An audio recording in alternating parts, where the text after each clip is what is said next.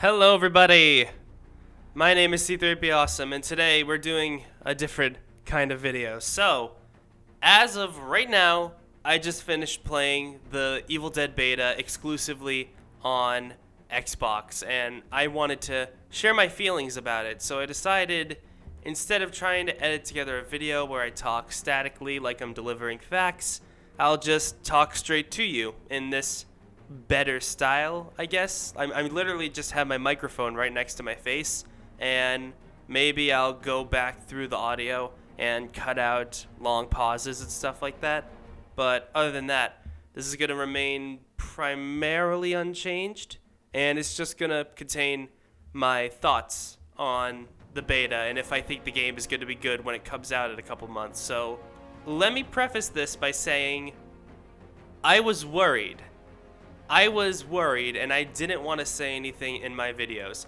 The developers, Saber Interactive, weren't giving us a lot to work with in terms of how Evil Dead the game was progressing, the development behind the scenes, especially with like gameplay and stuff like that. And a lot of other people were worried, and even I'll admit, yeah, I was worried too, because it's very rare a studio barely gives information like this and it comes out as good as some of the other games that we've played in recent years, like Friday the 13th the game or Dead by Daylight, which didn't have the best in terms of development cycles, but they got the job done. So imagine my surprise when I play the game and it's better than I could have hoped for. So yes, the game is good. The game is good, but I will admit I was worried about it. And it also is kind of confusing because the game is really good. It's really fun and it's not repetitive. It just makes me wonder why they didn't show more of it. It might be because they didn't have a bajillion amount of content like many other games. You know, they don't have giant amounts of content available. So of course, you know, they didn't want to show everything because there isn't a whole lot of everything to show. They wanted to space it out, so I'll respect that. And there's definitely some room opening for a live service and DLC. But first, let's start by talking about the graphics, and then we'll go through there. So the graphics are pretty darn good. If you ever played a realistic-esque type of game, like Battlefront 2 has a very realistic look with human faces and movements and stuff like that. And of course, you know, you have Friday the 13th the game that tried to emulate that. Those had very human movements, but I think that Evil Dead the game probably captures it best, if that makes sense. These really are just normal humans trying to combat the main source of evil, and the way they all move and swing their weapons feels realistic. I know people said that the gameplay looked really slow, but once you get into it, you realize it's not that slow, and it actually feels really good. And when it came to the looks of the map and the character faces, for the most part, they were all right. I did have a couple weird caveats. Some characters look really weird. One character that I can't say because they haven't been revealed yet looked really strange compared to all the other characters. So that was a little weird, I will admit. And I wish I could show you gameplay, but I can't because obviously, you know, everyone who shows gameplay of the Evil Dead beta will get blocked, and I don't want to get blocked. I don't want my videos to get blocked. I love sharing my ideas with you guys and stuff like that. But yeah, the graphics were really good. So right along with that, let's move on to the voice acting. Flawless. There's nothing else I could say. You know, it's very hit or miss with games like these, where it can come off sounding a little bit funny. Like if you ever played Battlefront 2, or Battlefront 1, actually. If you ever heard like Luke's, "Don't make me kill you!" They don't come off like the characters most of the time. And sometimes even the characters that did originally portray whoever they're portraying in the game come off a little weird. Like when they brought back Billy D. Williams to voice Lando. He's obviously a much older guy by this point, and he sounds a little off, if you know what I mean. Like, not exactly right. I was very surprised, though, when I heard a lot of the legacy character voices. Obviously, you know, like Kelly and Pablo have their actors from Ash vs. Evil Dead, but that's a recent show. I was more worried about the old characters, and I was very surprised by how well the actors can emulate their voices from nearly 30 years ago. I can tell it's them, and they don't sound perfect, but Hal Delrich voicing Scotty, Ellen Sandweiss voicing Cheryl, they sound exactly like they did all years ago. And of course, Ash sounds perfect because it's Bruce Campbell and his voice hasn't changed since 1981. And that's like the only part of him that's changed. He's definitely grown as an actor. His lines sound much more natural in the game. There's a lot of funny banter too. I was very surprised, and I was most surprised by Ed in particular, Ed Getley, who was in Evil Dead 2, because he was the only background character in that movie. Everyone else had a little bit of personality. He truly was the only background character. All we really knew about him is that he found the evil book, and he was a professor in archaeology and somebody studying under Professor Nobi. And they translated that into the game very well, because now Ed is a treasure hunter in the game. And we'll talk about gameplay in a second. But what I like best is the performance that Ed gives, and him being basically the funny man. Him and Scotty kind of work tangent to be the funny guys. And, of course, there's funny dialogue from all of them. I'm very happy to say that the humor of Evil Dead is very much present in the game. I don't know if the vocal directors knew how important the comedy was, but I think they did a little bit, because some of those lines come off very funny. The jokes are very fluid. And, like half of the reason why Evil Dead is so funny is the way lines come off. Like, I have that image of Evil Ash going, "Oh! Oh!" burned into my memory because of how overacted and funny it is. And it definitely emulates that, but all of the actors have definitely grown since their time. I can't say if the actors from stuff like Army of Darkness have returned. They sounded a little off. For some reason, Henry the Red is way more Scottish sounding than he was in the movie. If that was the actor, then props to him for giving Henry the Red a bit more of a prevalent accent. But still, it's cool. And while we're talking about, characters, let's move on to the gameplay and how characters play differently, because I was very surprised by how well made the character system was. So first things first, if you're worried that you're going to be in like groups of nothing but Ash, you probably don't have to be worried, because you cannot pick the same character at the same time. So there can't be like 4 Scotties or 2 Cheryls and 2 Scotties. That would be ridiculous. It's very much like Overwatch. You have to pick one character for the match and stick with that character. And just like in Overwatch, there are different classes. There's supports, hunters, attackers, and leaders. I don't know if attackers is the right name, but that's what I remember. And basically, each one does a different thing for the team. So like I said, Ed is a hunter. He's a treasure hunter, and his main goal is finding chests, and if he can open them, you can get better materials and spread them out with your team and all sorts of good stuff. For supports, they're usually used to heal you, bring down your fear levels. I think with Pablo, he can give you more armor.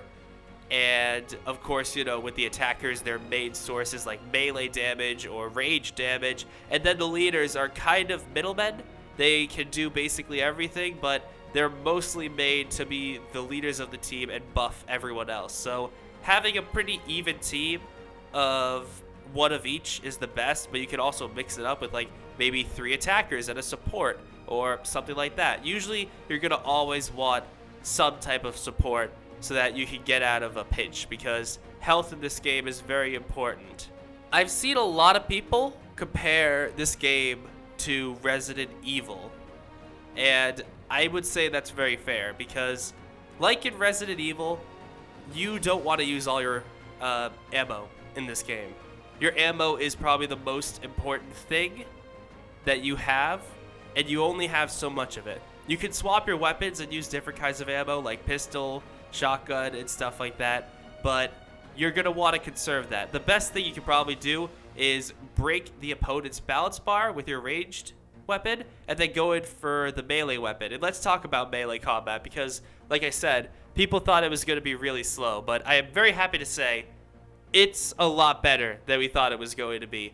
Every character has like a basic attack combo and then a heavy attack combo, with the heavy attacks being much slower. It is a little janky to try and hit the Deadite, but again, it feels natural. Once you get the hang of it, you can really get down to it. And of course, you also have the crazy finishers, and how you activate them is basically while you're playing as your character, you need to break a white bar, and every time you hit the Deadite, it will go down. A little bit of the bar will go down. And once it's all the way down, you can perform a type of cinematic, and then if they're on low enough health, you can do something that finishes the Deadite. So if you're playing as someone like, say, Scotty, and he's better with axes than any other character, you could easily break their block, get them really low, and then just chop their head off with the fire axe. And that's like basically what I did for the entire thing. Because let's talk about what makes characters different really quickly. I said that there were 4 classes, but there's actually other stuff which makes them even more important. So every character has 1 ability and 3 perks. So unlike in Dead by Daylight, where you have 4 perks and you can mix them up if you get to a certain level with basically every character, in this game you have 3 perks, of course, but you can't mix them between other characters. They are exclusive to the character that you picked, which means, yeah, that will not make playstyles very different. Like, one person's Pablo isn't going to be very different from another person's Pablo, but at the same time, this also means that there isn't going to be a point where you level up all your characters and then it's going to all start feeling the same, because every character has different perks to make them a different character. And of course, the major thing is their ability. Their ability is what makes them truly different, and every character has a different ability. Like, for example, Pablo's ability is he can create an amulet to protect you from evil. Cheryl can heal you. I believe Army of Darkness Ash uses the old wise man's potion. Ed can sense traps and take them out. Scotty can break opponents' bars with a giant explosion. Everyone has some type of special ability that's exclusive to them.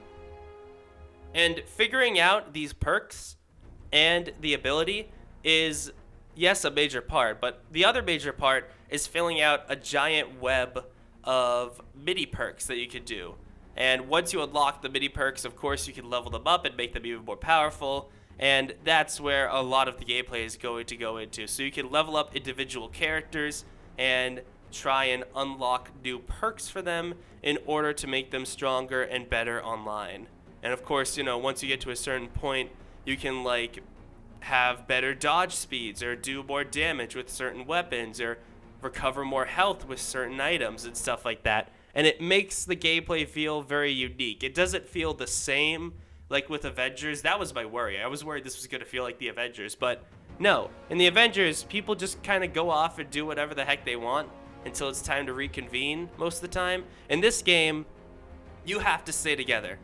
You absolutely have to stay together, because if you don't, you and your team are going to suffer.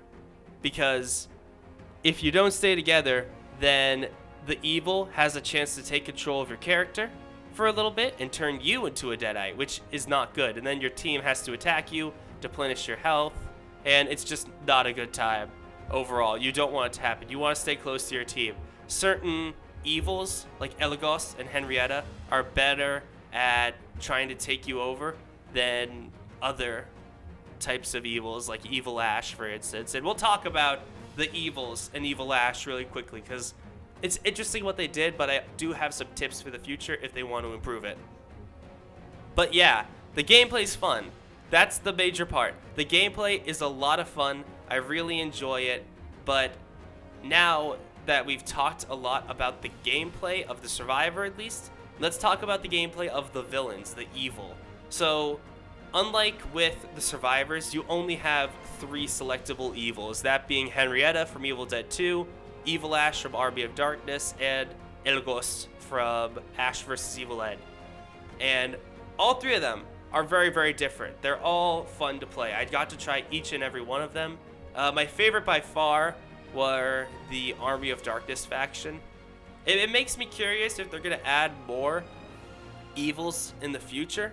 That's another thing. Like the open thing that you go to with customization, it seems like there are a lot of open spots for future characters, which could mean that we can see more evils and more survivors from the Evil Dead series, which, you know, is good. Please add more. I really like this game. But yeah, you go through and you look at all of the different evils that you could try them out. Elagos is better at creating deadites that explode on impact. Henrietta is better with like the basic stuff, but they're much better at dealing damage. And the Army of Darkness faction with the skeleton deadites are a lot of fun because they have actual weapons that are unique and medieval. And I think one of the best parts about making the evil like this is whether you're fighting against something or you're playing as something else, no matter what, every single theme and idea that you can imagine for Evil Dead is playable. So let me kind of break it down. The trees, they're playable. The cars are playable. The little mini deadites that you could fight easily are playable. The elite deadites are playable. The bosses are playable. Everything you see is playable when you're the evil, including the players. I didn't have as much fun with the evil because I don't like to fight for the side of bad. I prefer the side of good. But the evil wasn't just like a blank slate. It wasn't boring. They definitely wanted to make it interesting.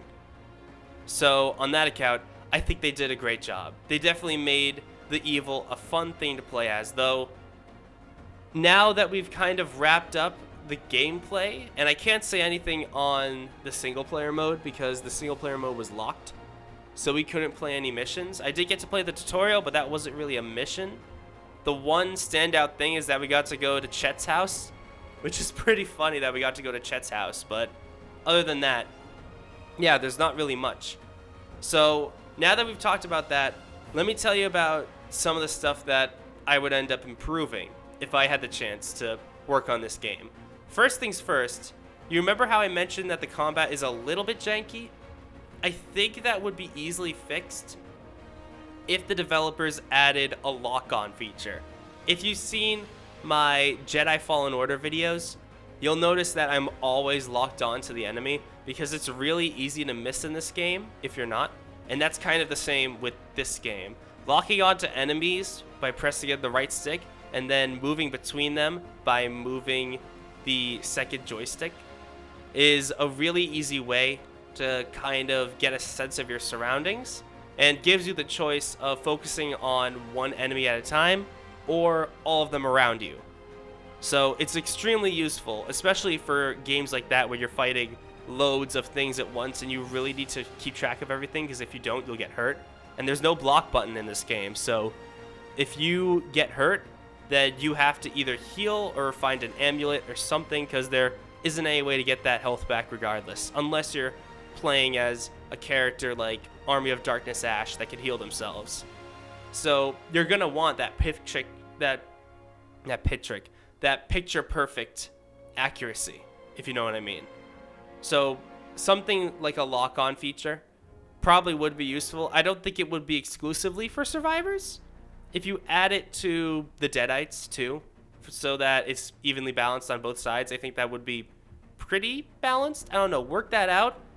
But something like that would really streamline the gameplay and make it a lot easier for newer players to get into. Because as is, it's a bit of a hard game, especially if you haven't played games like Left 4 Dead or Resident Evil before. So something like that probably would help. And on that idea, I also wanted to pitch something of an idea for a separate mode, because I realized, you remember how I said that basically every single character is playable in this game?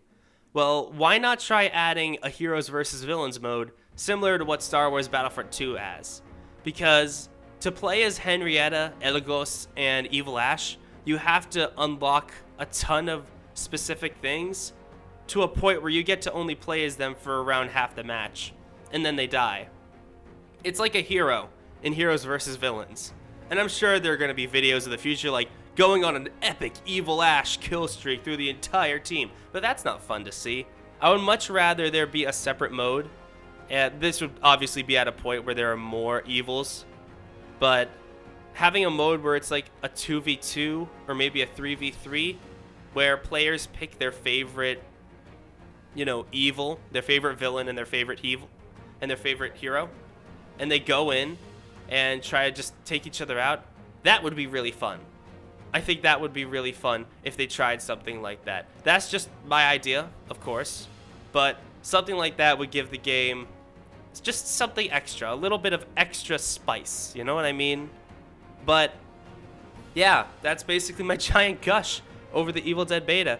Long story short, it's good. It's good, and I'm really looking forward to the game now more than ever. I can't disclose any gameplay or anything like that due to NDAs. I was only allowed to, talk about my experiences. And, of course, I was graciously provided the thumbnail. But other than that, that's basically everything I have to say about the game. Tell me what you all think in the comments below. Did you get to try the beta while it was available this weekend? Are you going to get the game? Are you excited about the game? I know I'm sure excited, and of course, when the game comes out, I'm probably going to do another video like this, but with gameplay matches in the background, basically talking about if I think this game is good. So, yeah, thanks so much for watching. I know this is a long one, but thank you so much for watching this weird cut type of video. Tell me if you think more of these are interesting where I just talk. And yeah, hopefully I'll get to see you all later soon. Thank you so much for watching. Bye-bye.